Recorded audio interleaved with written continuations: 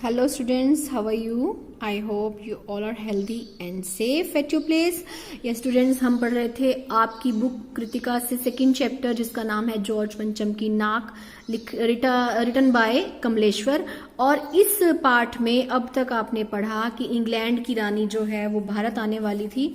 जब आने वाली थी तो उस समय दिल्ली की सफाइयां की जाने लगी, जिसमें जॉर्ज पंचम की जो मूर्ति थी, स्टैचू था, उसकी नाक किसी ने तोड़ दी या गुम हो गई, कुछ भी था, नाक गायब हो गई और सबको टेंशन हो गई उस नाक को लगाने की। सब उस नाक को लगाने का प्रयास करने लगे। तब एक मूर्तिकार को बुलाया गया और अब हम पढ़ेंगे कि क्या मूर्तिकार उसका प्रबंध कर पाता है। मूर्तिकार ने यह पूछा आते ही कि ये नाक का पत्थर कहाँ से मंगवाया गया था, जिसके लिए क्लर्क नियुक्त किया गया, जिसको कुछ पता नहीं चला कि पत्थर कहाँ से मंगवाया गया। तो अब मूर्तिकार क्या करेगा, हम पढ़ते हैं आज।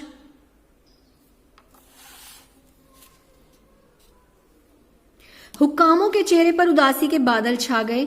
एक खास कमेटी बनाई गई और जिसके जिम्मे यह काम सौंप दिया गया कि जैसा भी हो यह काम होना है और इस नाक का दारोमदार आप पर है। दारोमदार होता है पूरी जिम्मेदारी। आखिरकार मूर्तिकार को फिर से बुलाया गया। उसने मसला हल कर दिया। वह बोला, पत्थर की किस्म का ठीक से पता नहीं चला, पर परेशान मत होइए, मैं हिंदुस्तान के हर पहाड़ पर जाऊंगा और ऐसा ही पत्थर खोज कर लाऊंगा। कमेटी के सदस्यों की जान में जान आ गई। अब किसी न किसी पहाड़ पे तो वो पत्थर मिलेगा। सभापति ने चलते चलते गर्व से कहा, ऐसी क्या चीज है जो हिंदुस्तान में मिलती नहीं? हर चीज इस देश के गर्भ में छिपी है, जरूरत सिर्फ खोजने की है। वो अपने ही ज्ञान बांट रहा है सभापति कि हर चीज मिल जाती है यहाँ पे। खोज करने के लिए मेहनत करनी पड़ेगी, इस मेहनत का फल हमें जरूर मिलेगा, आने वाला जमाना खुशहाल होगा। ये छोटा सा भाषण फौरन अखबारों में छप गया। मंत्री लोग भाषण देते हैं, बड़ी बड़ी बातें करते हैं, ये भी बड़ी बात कर रहा था, जिसको कि अखबार में छाप दिया गया। मूर्तिकार हिंदुस्तान के पहाड़ी प्रदेशों, पत्थरों की खानों के दौरे पर निकल पड़ा। कुछ दिन बाद वह हताश होकर लौटा। उसके चेहरे पर लानत बरस रही थी। उसने सिर लटकाकर खबर दी, हिंदुस्तान का चप्पा चप्पा खोज डाला, पर इस किस्म का पत्थर कहीं नहीं मिला। यह पत्थर विदेशी है। अब देखो, वो पूरा हिंदुस्तान घूम आया, किसके पैसे से?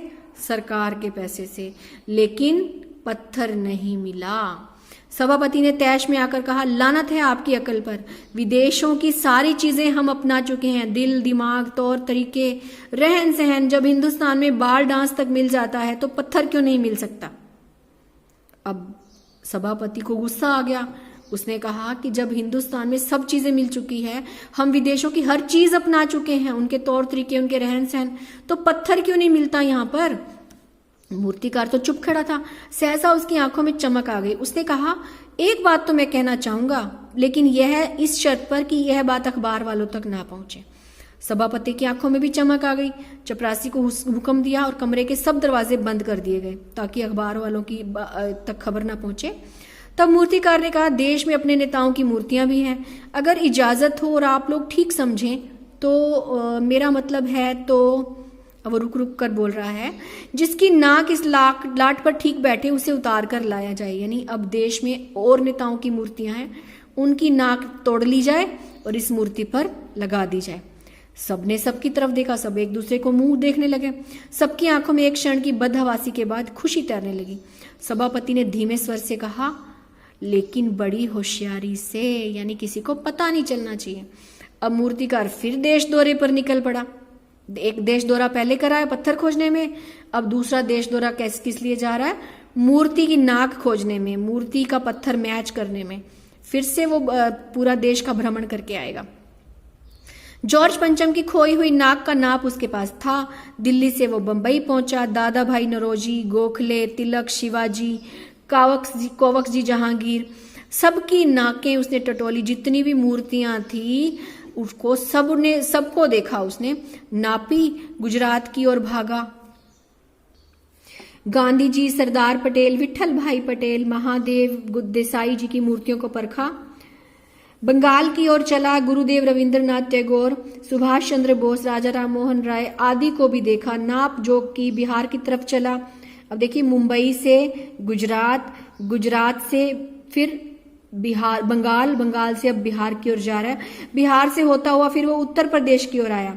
चंद्रशेखर आजाद, बिस्मिल, मोतीलाल नेहरू मदन मोहन मालवीय की लाटों के पास गया, घबराहट में फिर मद्रास पहुंचा, सत्यमूर्ति को भी देखा और मैसूर, केरल आदि सभी प्रदेशों का दौरा करते हुए पंजाब पहुंचा। लाला लाजपत राय, भगत सिंह की लाटों से भी सामना हुआ, आखिरकार दिल्ली आया। अब पूरे देश का भ्रमण फिर से कराया वो, और उसने अपनी मुश्किल बयान की, पूरे हिंदुस्तान की परिक्रमा कराया, सब मूर्तियां देखाया, सबकी नाकों को नाप लिया, पर जॉर्ज पंचम की इस नाक से सब बड़ी निकली। अब देखिए इसमें एक अर्थ छिपा है कि जॉर्ज पंचम की नाक से सभी की नाकें बड़ी निकली, यानी हमारे देश के जो नेता थे, स्वतंत्रता सेनानी थे, उनकी नाक, हमारे देश के नेताओं की नाक इस जॉर्ज पंचम की नाक से बड़ी है। मैंने आपको पहले भी बताया, नाक का मतलब इज्जत होता है। सुनकर सभी हताश हो गए, झुंझलाने लगे। मूर्तिकार ने ढाढ़स बंधाते हुए आगे कहा, सुना है कि बिहार सेक्रेटेरिएट के सामने सन 42 में शहीद होने वाले बच्चों की मूर्तियां स्थापित हैं, शायद बच्चों की नाक फिट बैठ जाए। अब उसने जो कहा कि नेताओं की मूर्तियों की नाक बड़ी थी, तो उसने सोचा शायद जो बच्चे हैं बच्चों की नाक फिट हो जाए। यह सोचकर वहां भी पहुंचा, और बच्चों की नाकें भी इससे बड़ी, कहीं बड़ी बैठती हैं। अब बताइए मैं क्या करूं। यानी जो सन 42 में सेक्रेटेरिएट के सामने जो शहीद हुए थे बच्चे, उनकी नाकें भी इस नाक से बड़ी निकली। राजधानी में सब तैयारियां थी। जॉर्ज पंचम की लाट को मल मल कर नहलाया जा रहा था, रोगन लगाया जा रहा था, सब कुछ हो चुका था, सिर्फ नाक नहीं थी। बात फिर बड़े हुक्कामों तक पहुंची, बड़ी खलबली मची। अगर जॉर्ज पंचम की नाक ना लग पाई, फिर रानी का स्वागत करने का क्या मतलब। यह तो अपनी नाक कटाने वाली बात हो गई। लेकिन मूर्तिकार पैसे से लाचार था। पैसे से लाचार बार बार क्यों कहा जा रहा है? कि पैसे का लालची था, यानी हार मानने वाला कलाकार नहीं था। उसको पता था कि जब तक काम लटकाया जाएगा पैसे की बारिश होती रहेगी, पैसा आता रहेगा। एक हैरत अंगेज ख्याल उसके दिमाग में कौंधा, और उसने पहली शर्त दोहराई। जिस कमरे में कमेटी बैठी हुई थी उसके दरवाजे फिर बंद हुए। मूर्तिकार ने अपनी नई योजना पेश की। क्योंकि नाक लगाना जरूरी था, इसलिए मेरी राय है कि 40 करोड़ में से एक कोई जिंदा नाक काट कर लगा दी जाए। 40 करोड़ हमारे देश की जनसंख्या थी उस समय। तो ये एक और व्यंग्य है कि जिंदा आदमी की नाक लगा दी जाए। बात के साथ फिर सन्नाटा छा गया। कुछ मिनटों की खामोशी के बाद सभापति ने सबकी ओर देखा। सबको परेशान देखकर मूर्तिकार कुछ अचकचाया, यानी मतलब चौंक गया, हैरान हो गया। धीरे से बोला, आप लोग घबराते क्यों हैं? यह काम मेरे ऊपर छोड़ दीजिए, नाक चुनना मेरा काम है, आपकी सिर्फ इजाजत चाहिए।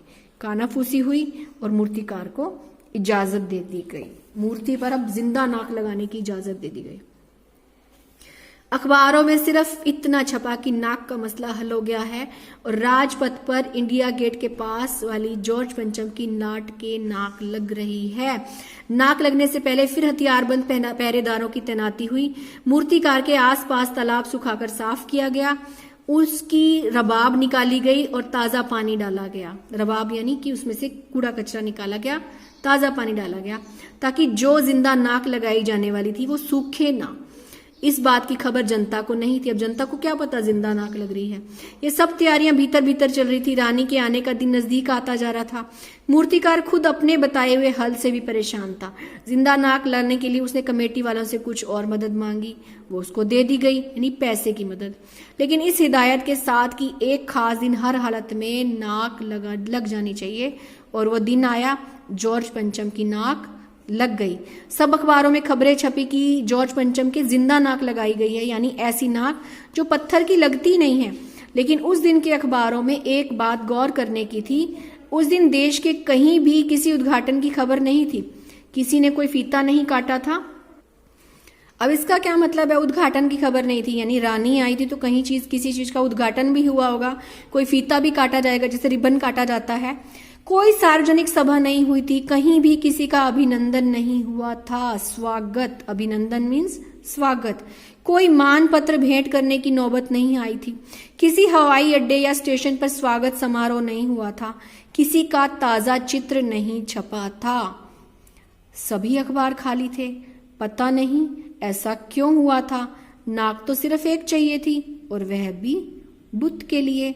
अब ये फिर व्यंग्य है, पाठकों को सोचने पर मजबूर किया जा रहा है कि आखिर रानी के आने की खबर क्यों नहीं छापी गई, और जॉर्ज पंचम की नाक तो एक ही चाहिए थी, तो फिर रानी के आने की खबर क्यों नहीं छापी गई थी, रानी ने किसी जगह का रिबन क्यों नहीं काटा था, रानी की खबर क्यों नहीं छापी गई थी। तो यही इसी व्यंग्य के साथ ये पाठ खत्म होता है। तो इसमें क्या पढ़ा आपने, इसमें ये समझ में आया कि हमारे देश के स्वतंत्रता सेनानियों की नाक किसी भी हालत में ब्रिटिश से बड़ी है, और नाक के लिए व्यक्ति कुछ भी कर सकता है, इज्जत के लिए व्यक्ति कुछ भी कर सकता है। तो यही पाठ खत्म होता है। आई होप समझ में आया होगा आपको। Thanks for watching, have a good day.